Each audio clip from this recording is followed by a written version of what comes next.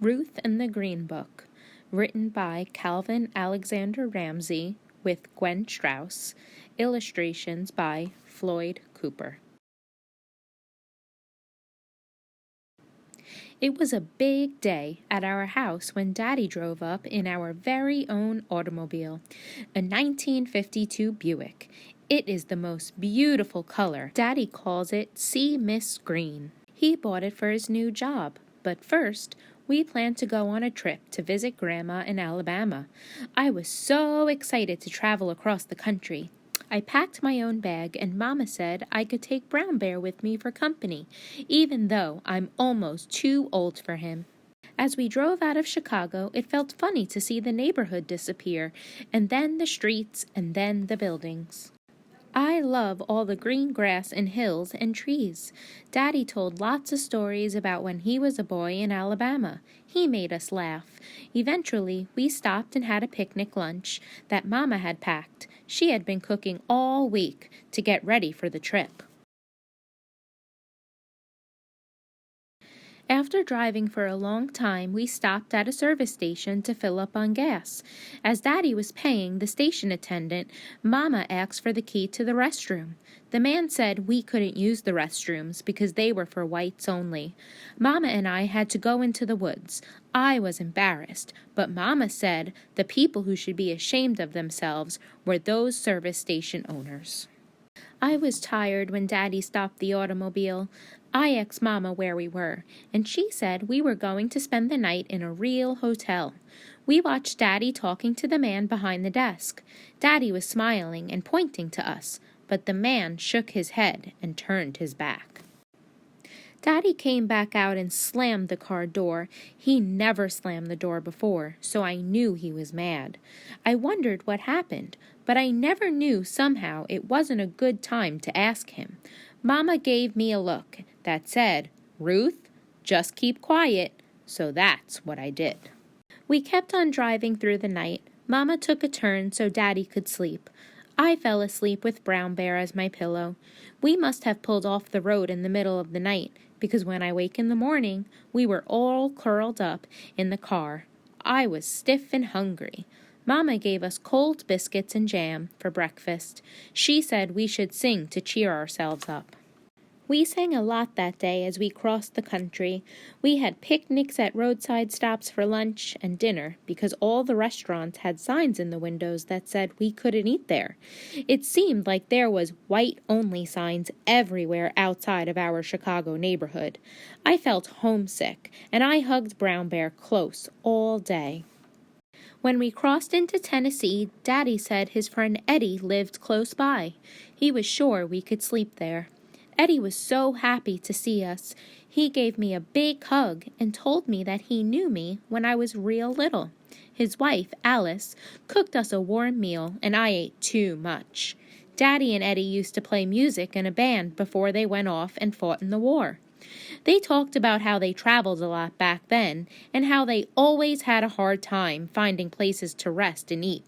Daddy shook his head and said he had hoped that the war had changed things, but now he could see he was wrong.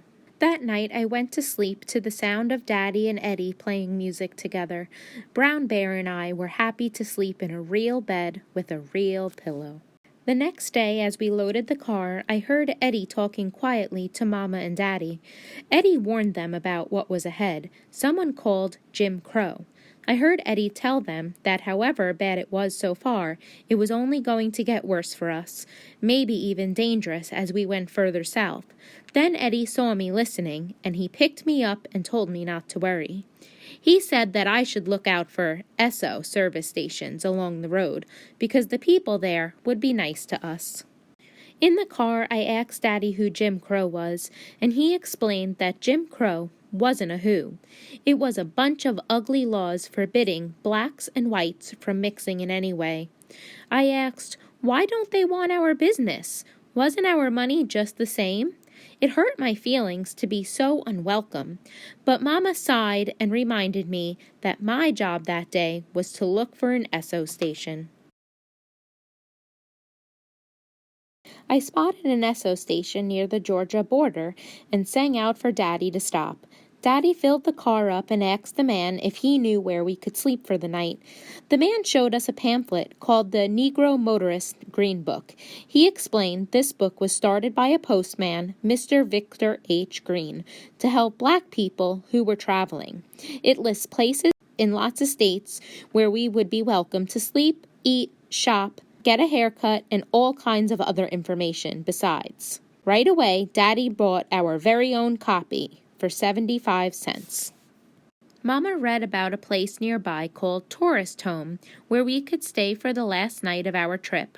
Daddy called ahead, and sure enough, the lady told us to come right away. Then Mama gave me the green book and said I was in charge of keeping it. I couldn't stop reading it. All of those places in all of those states where we could go and not worry about being turned away. We reached the tourist home in the early evening. Mrs. Melody, the owner, gave us a big smile when she opened the door. It was like coming home, and she wouldn't even let Daddy pay her. She said she welcomed Negro travelers because it was the right to help each other out. I'm going to do the same one day. The next morning, I hated to say goodbye to Mrs. Melody, but Daddy said we could be at Grandma's house that evening. That made me happy to get going again. It wasn't so easy, though. Our automobile broke down about midway in the middle of nowhere. People drove right past. I felt empty in the pit of my stomach. I hugged Brown Bear and wished we were already at Grandma's house. But Mama said not to worry. We could figure this out. She unfolded our map and told me the names of nearby towns. She said, "Ruth, look in the green book and see if you can find a place in one of these towns that will fix our car." And I did. Daddy gave me a big hug, and then he walked into town to find the garage that would help out. By the time we got the car fixed, it was too late to reach Grandma's house that day. So I looked in the green book and picked out an inn nearby that said they welcomed Negro travelers. It was a big house with lots of rooms. Most of the people there were businessmen traveling for their jobs. They each carried a green book. They said they could never do their jobs without it. We met a salesman named Jason, who has traveled to all the states of the Union for his job. He told us such funny stories. Mama laughed so hard. She had tears rolling down her face. For the first time since we left home, we were really happy.